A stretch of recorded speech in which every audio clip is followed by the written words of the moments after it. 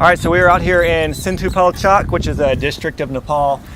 This district is up in the Himalayas, kind of the foothills of the Himalayas, and it was hit really hard by the earthquake in 2015. And they've really struggled to rebuild this place appropriately. So this type of town is really ripe for human traffickers because trafficking is really driven primarily by poverty.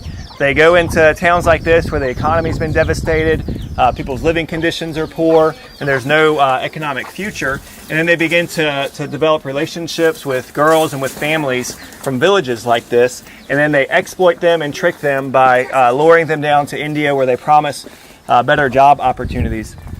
And I think sometimes maybe we think, how does it really get started? But if you imagine that you lived in a town like this where everything had been destroyed, you had no outlook, and then a charming young man from India, or even sometimes a family friend, comes and starts promising you a better future somewhere else.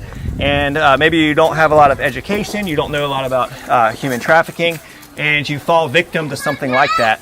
And they take you from here on a long bus ride to the town of Nepal, which we'll go to tomorrow, and they cross you into India, and that's it. Every hope that you had for your life, every dream that you had for your life is done as a result, of you being tricked.